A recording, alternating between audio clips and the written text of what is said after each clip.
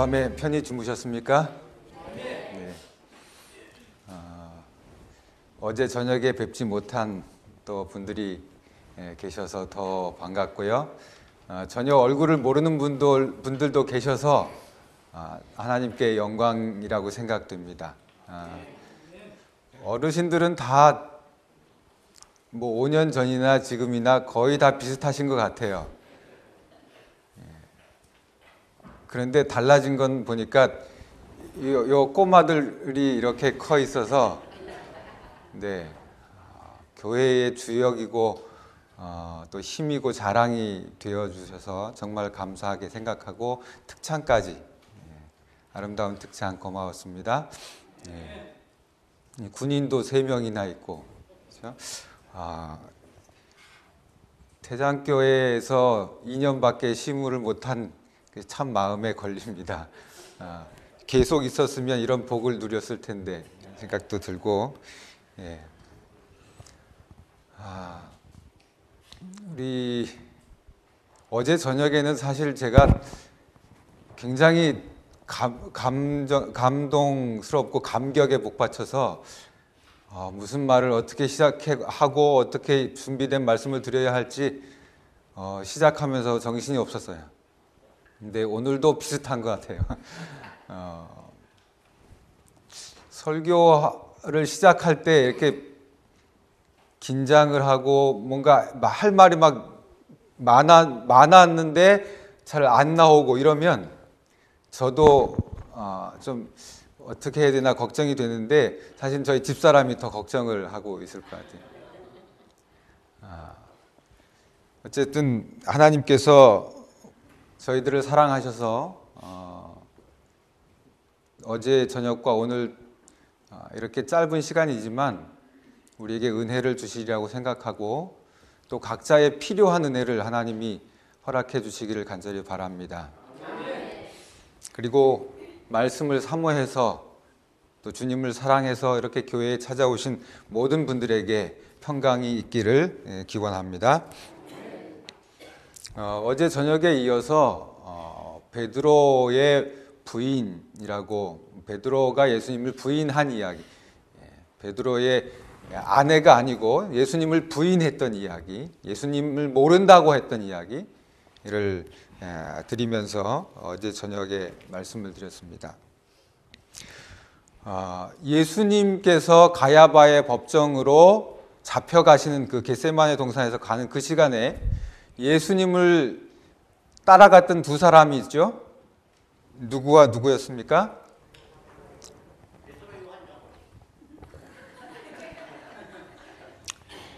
장로님 하나가 더 들어갔는데요. 누구요? 베드로와 요한. 근데 베드로는 성경에 예수님을 부인한 이야기가 4곳에나 걸쳐서 등장을 했고 요한은 그렇지 않았습니다. 요한은 예수님 가까이 가 있었습니다. 왜 베드로는 예수님을 부인했고 요한은 예수님 곁에서 예수님 가까이서 예수님을 볼 수 있었을까? 무엇이 다른 점이었을까요?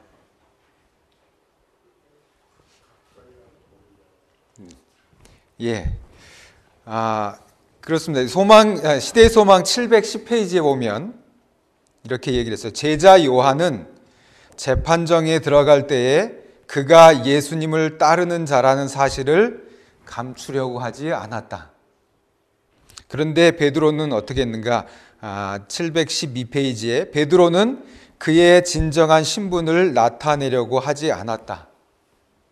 무관심한 태도를 가장함으로 그는 자신을 원수들의 편에 두었으며 쉽게 유혹의 밥이 되었다. 자기가 누구인지를 나타내지 않는 그 마음이 결국 시험거리가 되었고 유혹이 되었고 그 유혹에 넘어져서 그 시험에 걸려서 3번씩이나 예수님을 모른다고 부인했고 2번째는 부인하면서 저주했고 3번째는 저주하면서 맹세까지 했습니다.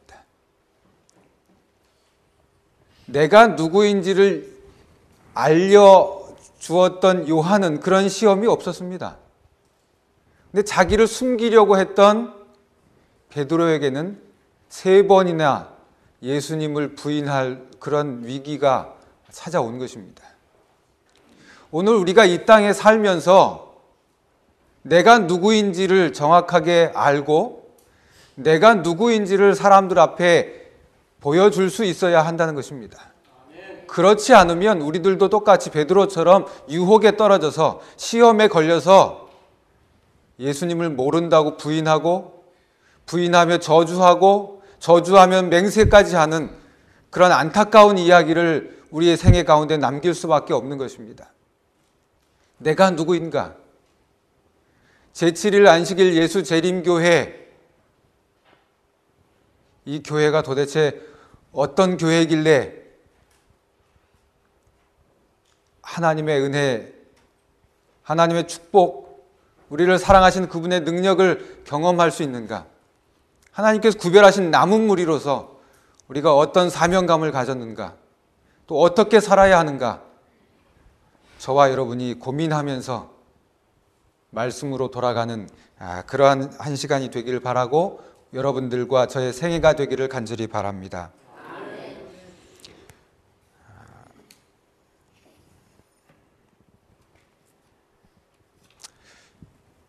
베드로가 유혹을 받은 것이 3번이었습니다.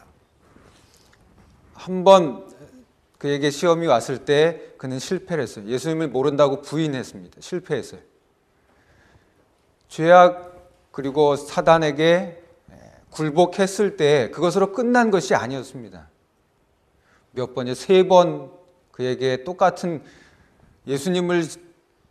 예수님이라고 나의 구세주라고 메시아라고 고백할 수 있는 기회가 3번이나 왔어요. 그런데 3번 다 그 기회를 놓치고 말았습니다. 그 시험을 통과하기도 점점 어려워졌어요. 사람들의 마음속에 베드로를 보면서 이 사람은 정말 예수님의 제자고 예수님을 따라다니는 그런 사람이었다. 그런 확신만 더욱 커져가는 것입니다. 여러분들의 삶 속에서 내가 하나님을 믿는 사람이고 제7일 안식일 예수 재림교회 대장교회 한 멤버로서 내가 이렇게 살고 있다고 사람들 앞에 보여줄 수 있어야 합니다. 세상은 자꾸 변하는데 우리는 계속 그대로 있는 것 같아요. 그것이 좋은 점도 있고 나쁜 점도 있겠지만 어쨌든 사회가 달라져 가면 따라서 전도하는 방법도 달라져야 하고 또 사람들에게 예수님을 이야기할 때의 그 방법이나 여러 가지 것들에 있어서 점점 달라져야 할 시대가 되었습니다. 예전에는 책을 사람들에게 주면 책을 잘 읽어서 그 책을 보고 교회에 들어오기도 하고 그렇지만 지금은 책을 보는 것보다는 인터넷에 뭔가 이렇게 올려주고 또 보고 스스로 찾아오고 이렇게 할 수 있는 뭔가를 또 만들어야 하고 나름대로 교회가 또 우리 자신들이 하나님의 종으로 또 예수님의 제자로 어떻게 일을 하고 또 주님의 교회를 위해서 무슨 일을 해야 할지 좀 생각해 보게 하는 그런 일이라고 보여집니다. 누가복음 22장 62절에 베드로가 예수님께서 말씀하신 대로 닭이 울기 전에 내가 3번 나를 부인하리라고 한 그 말씀이 생각이 나서 어떻게 하면서 밖으로 뛰어나갔습니까? 심히 통곡하면서 통곡했다 이렇게 해서 뛰쳐나가면서 그가 울고 나갔습니다. 심히 통곡했다 이 말은 어떤 말입니까 도대체? 심히 통곡했다. 그냥 엉엉 우는 거죠. 젊은 남자가 갑자기 엉엉 울고 나갔을 때 주변의 분위기는 어땠을까요? 울 수밖에 없는 상황이었어요. 그 베드로가 죽고 나서 한 100년 정도 뒤에 교회의 학자들 가운데 클레멘트라고 하는 사람이 있었는데, 이 사람이 베드로에 대해서 이런 말을 남겼다고 합니다. 매일 새벽 닭 우는 소리만 들어도 무릎을 꿇고 비통한 눈물을 흘리며 기도했다. 누가? 베드로가 그랬다는 것입니다. 아마 100년쯤 뒤의 사람이니까 100% 정확한 말은 아닐지 모르지만, 그래도 100년 전의 이야기 정도는 그래도 사실에 가깝게 전달했다고 생각이 되고, 그렇다고 보면 베드로에게 있어서 닭 우는 소리는 그를 회개케 하는 하나님의 메시지가 된 것입니다. 하나님께서 노아에게 무지개를 보여주실 때 더 이상 비로 세상을 멸망시키지 않겠다고 하는 어떤 표가 되었던 것처럼, 신앙의 어떤 표적이 되었어요. 베드로에게 있어서 닭 우는 소리는 회개하라고 하는 하나님의 메시지라고 그가 생각했을 것입니다. 그래서 매일 아침 닭 우는 소리가 날 때 그는 마음을 다시 하나님 앞에 드리면서 회개하면서 자기의 신앙을 북돋아 갖고, 결국에는 마지막에 어떻게 해요? 십자가에 그가 달려 돌아가 죽게 되는데, 그것도 어떻게 해요? 예수님처럼 똑같이 못하고 거꾸로. 그런 베드로의 모습으로 바꿔지는, 그 사이에 베드로에게 성령으로 역사하시는 그 닭 울음소리, 우리에게도 사실 그런 것들이 필요합니다. 닭 우는 소리는 어떤 것일까?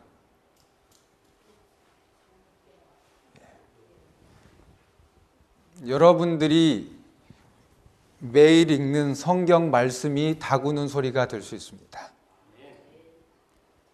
성경을 쭉 읽으면서 하나님께서 내게 주신 메시지가 무엇인가 아침마다 살펴야 합니다. 또 여러분이 아침 예배 때 부르는 찬미가, 그 가사가 여러분들에게 하나님의 말씀하시는 또 다른 표적이라고 생각할 수도 있습니다.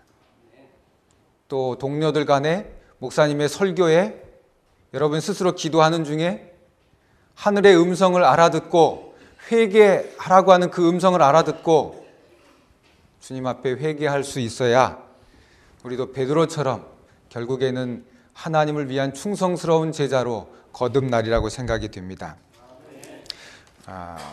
교회 증언 5권에 이런 말씀이 하나 있습니다. 자기 영혼의 쇠퇴에 대하여 탄식하지도 않는 자들은 하나님의 인을 받지 못할 것이다. 하나님의 인을 받지 못한다는 이 말은 구원과 관계없는 것이라고 말을 할 수 있고요. 그런데 어떤 사람이 그렇게 구원과 관계없는 사람이 되겠는가? 자기 영혼의 쇠퇴에 대해서 탄식하는 사람. 탄식하지 않으면 구원받는 그 길에서 멀어진다, 그 얘기입니다. 자기를 살피라는 것입니다. 내가 누구인가? 안식일에 이렇게 교회에 오는 것이 그냥 매일매일의 습관, 매주 이렇게 살다가 금요일이 되고 안식일이 되면 교회 가는 날이지 그냥 가고, 그것이 아니고 그냥 반복되는 일상, 습관, 이런 것이 아니고 정말 우리 마음속에서부터 하나님을 사랑하고 말씀을 듣고 싶고 성도를 만나고 싶고 작은 하늘을 경험하고 싶은 그런 마음으로 주님의 전에 와서 앉는다면 하나님께서 우리가 누구인지, 우리가 어떻게 살아야 하는지 그분의 말씀을 통해서 우리에게 주실 것입니다. 말씀 속에서 닭 우는 소리를 여러분 계속 들어야 합니다. 우리 개인적으로 들어야 합니다. 물론 교회의 목사님이 전체 앞에 이렇게 설교할 때 그 말씀 속에서 들을 수 있겠지만 자기 스스로 하나님의 음성, 내게 주시는 닭 울음소리, 그걸 들을 수 있어야 한다는 것입니다. 그런데요, 여기 누가복음 22장 61절에 보면 베드로가 통곡하고 밖으로 나가는데 그 바로 전에 어떤 한 사건이 있었습니다. 61절에 보니까 예수님께서 베드로를 어떻게 하셨다 그래요? 베드로를 여러분 성경 안 찾아 계신가요? 누가복음 22장입니다. 예. 누가복음 22장 61절에 예수님께서 누굴 보셨다? 베드로를 보셨다 그러세요. 어떤 눈으로 보셨을까요?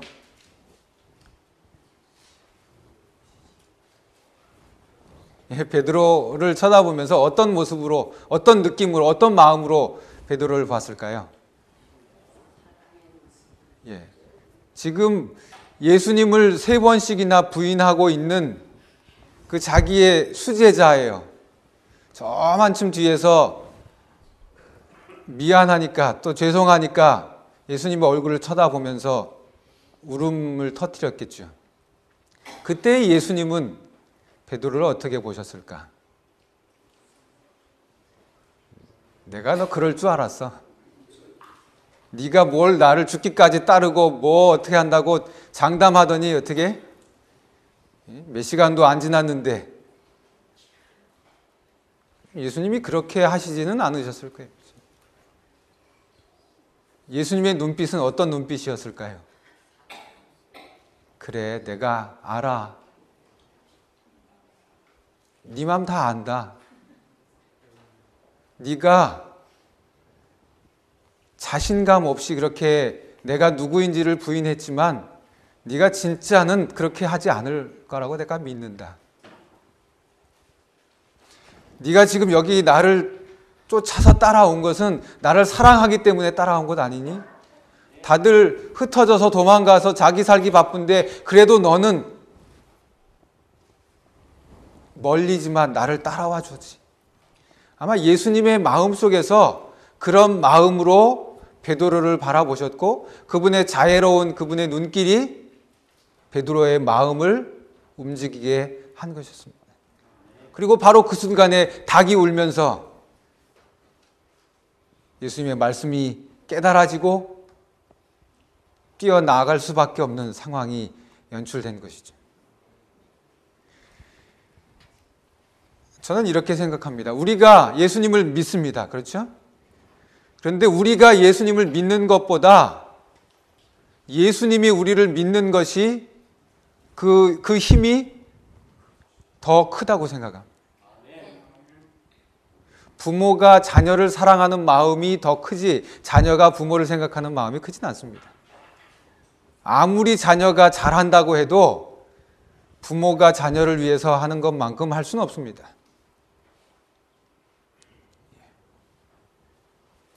제가 가끔 그런 생각을 해요. 내가 내 자녀들을 위해서 뭘 해주어야 할 때 이기적인 마음이 드는가? 그렇지 않더라고요. 뭘 해줘도 좋아요. 제가 아이들이 이제 둘 다 미국에서 유학을 하니까 목사가 아이들 둘을 미국에다 유학 보내는 걸 보면 사람들이 돈이 꽤 많은 줄 알아요. 제가 부자였나요? 네, 제가 부자긴 했어요. 근데 사실은 겉으로는 부자인 척 하지만 속으로는 텅 빈 강정입니다. 속이 빈 강정이에요. 아이들한테 돈을 보내고 나면 또 한숨이 쉬어집니다. 그렇죠? 한꺼번에 2천만 원, 3천만 원이 그냥 목사가 1년 동안 내내 버는 거 한 학기에 1년에 다 가져.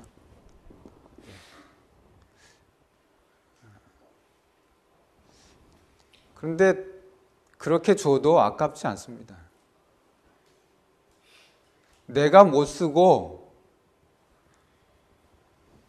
나는 아끼고 아껴서라도 돈을 보낼 수 있으면 그게 더 마음이 편하더라고요. 저희 집사람이 어제 오면서 이런 얘기를 했어요. 저희 아들이 입고 있는 옷이 제 옷이었는데 그 옷을 입고 찍은 사진이 하나 이제 저한테 왔는데 그 사진을 보면서 좋은 옷도 못 해준 게 미안하다고 그런 마음이 든다고 그랬어요. 제가 아끼던 옷을 입고 갔는데 좋은 옷 못 사줘서 미안한 겁니다. 안 사줘도 되죠. 옷 입을 거 다 입고 있는데 뭘 돈을 얼마를 가져가는데 그런데도 더 해주고 싶은 것입니다. 하나님의 마음이 그것입니다. 우리를 향한 그분의 마음이 그것입니다. 베드로가 아무리 예수님을 정말 용감하게 지키려고 나선다 할지라도 예수님이 그를 지켜주시는 것이지 베드로가 예수님을 지키지 못합니다. 베드로가 예수님을 따라다닌다고 했지만 베드로가 예수님을 따라간 것이 아니고 예수님께서 그들을 데리고 다니신 것입니다. 우리가 오늘 여기 와 있는 이유, 우리가 예수님을 믿기 때문에, 우리가 예수님을 사랑하기 때문에 물론 그렇습니다. 그러나 그것보다 예수 그리스도가 우리를 사랑하시고 우리에게 은혜 베풀기를 원하시기 때문에 우리가 여기 앉아 있을 수 있는 것입니다. 부모로서 자녀를 향한 마음을 생각해 보면 하나님의 마음이 어떤지 느껴지게 되는 것입니다. 어떤 때는 그래요. 위험한 일이 생겨서 아이들이 다친다고 하면 차라리 내가 다치는 게 낫지. 그런 생각들도 들어요. 그것이 부모이고 사랑을 전달하는 그 순리입니다. 하나님이 또 예수님이 오늘의 주인공 베드로를 얼마나 사랑하셨는지 그분의 눈빛, 사랑이 섞인 동정이 섞인 그 눈빛으로 베드로를 지켜보셨을 때 베드로의 마음에서 변화가 일어나는 것입니다. 나를 이렇게 사랑해 주시는구나. 하나님의 사랑이 이런 것이구나. 교회 다니면서 돈 많이 벌고 세상에서 성공하는 게 하나님이 우리를 사랑하시는 건가? 그게 하나님의 우리를 향하신 축복인가? 그것은 아니라고 생각해요. 어떤 사람은 물론 돈을 잘 버는 축복을 받을 수도 있지만 또 어떤 사람은 건강의 축복을 받을 수도 있고요. 또 어떤 사람은 자녀가 잘 되는 축복을 얻을 수도 있고요. 또 어떤 사람은 사는 동안 안에 힘들지 않게 재정적으로도 넉넉하게 축복을 받는 사람이 있고요. 어떤 사람은 부부 사이가 좋다든지 하나님이 우리에게 주시는 축복은 각각 다 다른 것입니다. 그 축복 하나하나가 내게 임한 그분의 사랑의 고백이라는 것이 나를 사랑하시는 그분의 고백. 우리는 하나님을 사랑한다고 하고 믿는다고 하지만 기회가 되면 여기 베드로처럼 부인도 할 수도 있고 어떤 때는 도망도 갈 수 있고 그렇습니다. 그게 우리의 연약한 믿음이에요. 그런 우리를 누가 붙들어 주시는 겁니까? 예수님이 붙들어 주시는 것입니다. 아이가 아버지 손을 잡는 것과 아버지가 아이 손을 잡는 그 힘의 세기는 다른 것입니다. 저와 여러분을 너무도 사랑하셔서 힘들고 어려운 순간일지라도 또 우리가 실패하고 좌절하고 낙담하는 그 순간일지라도 그분은 우리를 바라보시면서 사랑한다. 내가 너를 믿는다. 내가 너를 용서한다. 끊임없이 그렇게 말씀해 주시는 것입니다. 옛말에 선비는 자기를 알아주는 사람을 위해서 목숨을 버린다는 그런 말이 있습니다. 베드로가 결국 어떻게 합니까? 그 말씀대로 자기를 믿어주고 알아주고 용서받고 다시 출발할 수 있는 기회를 만들어주시고, 그렇죠? 예수님 앞에 다시 그가 3번 똑같은 질문을 받아요. 내가 나를 사랑하느냐? 확인을 하셨죠. 그 확인이 뭐예요? 베드로가 사람들 앞에 다시 나갈 수 있도록 하시기 위한 예수님의 사랑이고 용서였습니다. 우리를 향해서도 마찬가지입니다. 우리가 자꾸 예수님을 알면서도 모르는 것처럼 그렇게 살 때도 있고, 그리스도인이지만 그리스도인 티를 내지도 않고 그렇게 살 때도 있지만, 그래도 그분은 늘 우리에게 찾아오셔서 오늘 안식일이니까 교회 가야지 이렇게 말씀하시고 속삭이고 우리를 그분의 길로 인도하시기 위하여 애쓰시는 모습을 보여줍니다. 믿음은 결국 사람을 변화시킵니다. 우리가 조금 뭔가 변했다면, 처음 믿을 때보다 지금이 뭔가 조금 달라졌다면 예수님이 우리를 믿기 때문에 그렇습니다. 우리가 변화될 것, 예수님을 사랑하고 하늘까지 갈 것, 그분께서 우리를 향해서 그런 기대를 가지고 계시고 그렇게 믿고 계시기 때문에 우리의 삶이, 우리의 인생이, 우리의 마음이 달라져 가는 것입니다. 베드로를 끝까지 믿어주신 우리 예수님, 그분이 우리를 끝까지 믿어주시기를 바랍니다. 그분의 사랑이 끊임없이 우리에게 이르러 왔으면 좋겠습니다. 그리고 그분의 사랑을 우리가 느낄 수 있었으면 좋겠습니다. 3번이나 기회를 주셔서 실패했지만 그 실패한 베드로마저 예수님께서 감싸 안으신 것입니다. 우리가 실패하는 것처럼 베드로도 실패했습니다.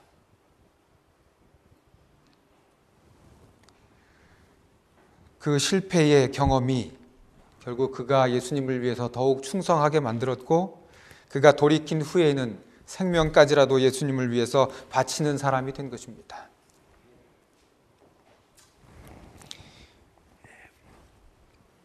때때로 하나님께서는 우리가 사는 우리의 삶 속에서 우리가 예수님을 믿는다고 간증할 수 있는 기회들을 만들어 주십니다. 그런데 우리가 누구인지 잘 나타내지를 못해요. 왜냐하면 그리스도인인 내 삶이 세상 사람들하고 별로 다르지 않아요. 세상 사람들과 구분되기 쉬운 어떤 모습을 가졌으면 좋겠는데 세상 사는 사람들하고 똑같이 살아가는 것입니다. 별로 다르지 않아요.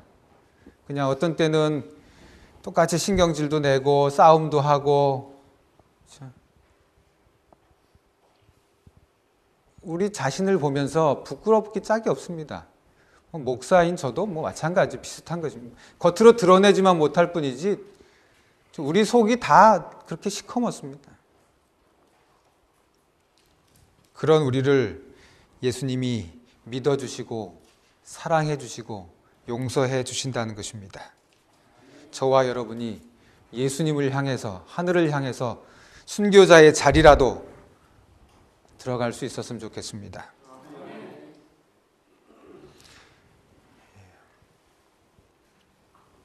그 학생들이 부르는 복음성가 중에 1000번을 불러봐도 그런 가사가 있어요. 1000번을 불러도 내 눈에는 눈물이. 예수님을 향한 우리의 마음, 베드로의 마음이 그랬을 것 같아요. 매일 다구는 그 소리를 들으면서 회개의 기도를 드렸던 그 베드로의 마음이 그런 마음이었을 것 같아요. 끝까지 사랑하시고 아껴주셨던 그 예수님, 그분을 내가 부인했었다. 내가 그분을 모른 척 했었다.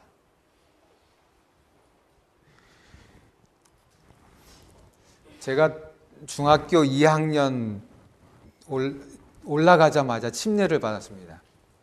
중학교 2학년 되고 3월 14일 날 침례를 받았는데, 그때는 삼육학교가 아닌 데를 다녔었어요. 그래서 토요일 날 학교 수업을 빠지고 교회를 가야 되는데 선생님한테 가서 교회에 가야 된다고, 내일은 교회에서 중요한 행사가 있어서 가야 된다고.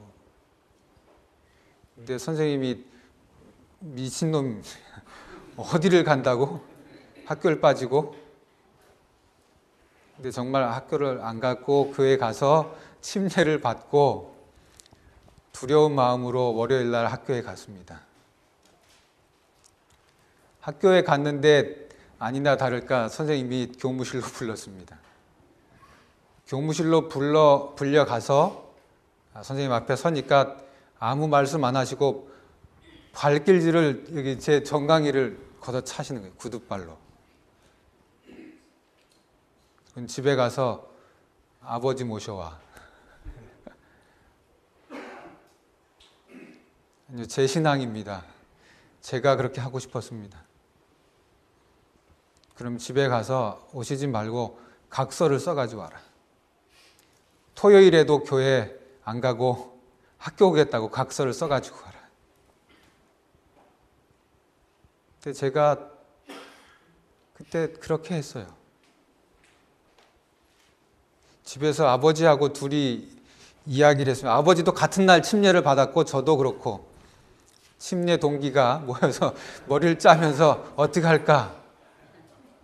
근데 제 아버지가 저한테 그랬어요. 안식일 오후에 학생회 가면 되니까 아침에 학교 가는 게 어떠냐 그랬어요. 저도 또 그렇게 하겠다고 그랬어요. 제 기억 속에 그때 안식일에 교회를 계속 갔으면 어땠을까? 조금 더 훌륭한 목사가 되어 있을 수 있지 않을까? 막 그런 생각도 들고 예수님한테 좀 죄송스러운 생각도 들고 그랬습니다. 실패의 경험. 그 이후로 어떻게든지 고등학교는 삼육학교를 가야지. 삼육학교를 가야지.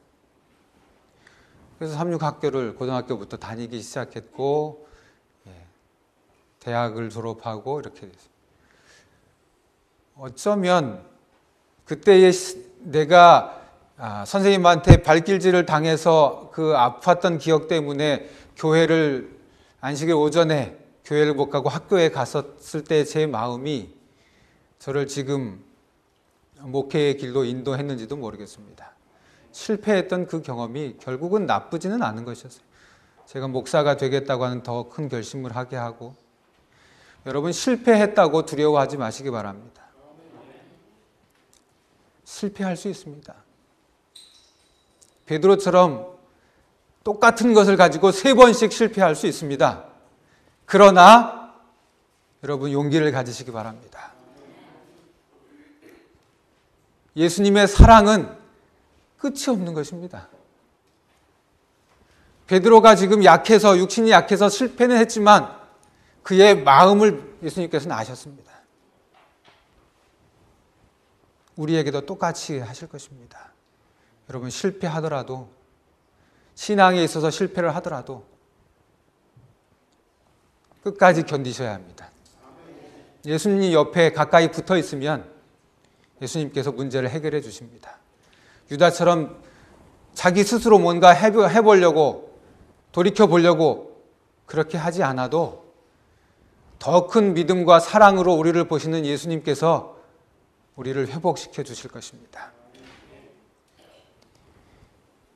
기회가 다 지나갔다고 생각되는 그 시간에도 나는 더 이상 돌이킬 순간이 없어 라고 생각하는 그 순간에도 하나님의 사랑은 여전히 우리를 향하고 있습니다.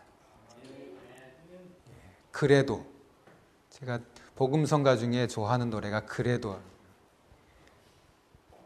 내가 이렇게 연약하고 내가 이렇게 죄가 많고 내가 예수님을 잘 모른다고 부인하기도 하고 세상에서 그렇게 세상 사람들하고 똑같이 살아도 그래도 그분은 나를 사랑하신다. 그래도 그분의 사랑이 너무나 감사합니다. 실패했던 베드로를 용서해 주셨던 것처럼 연약한 우리를 끊임없이 용서해 주시는 그분의 사랑이 너무나 감사합니다.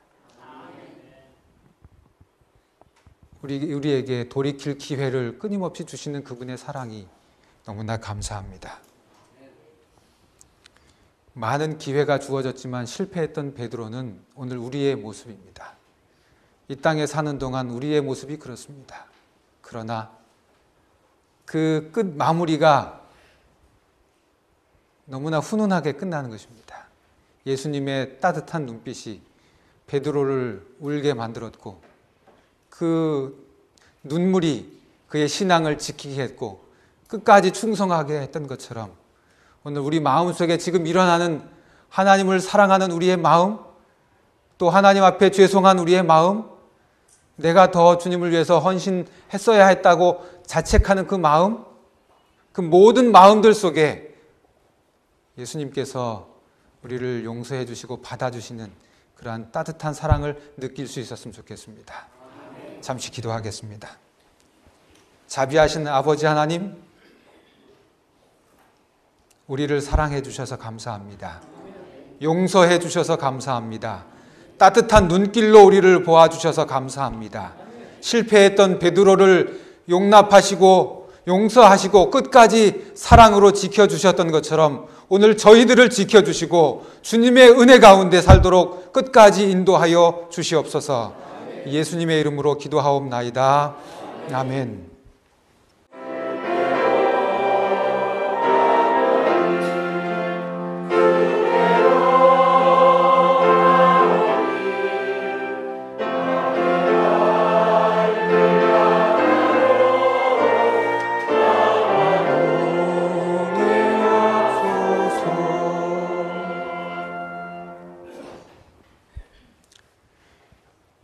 내가 나를 떠나가도 그래도 나는 너를 떠나지 않으며 내가 나를 버려도 그래도 나는 너를 버리지 아니하리라. 내가 나를 사랑하지 않아도 그래도 나는 너를 사랑하며 내가 지은 죄 많으나 그래도 나는 너를 용서하리라. 내가 천하고 미련하나 그래도 나는 너를 받으리라.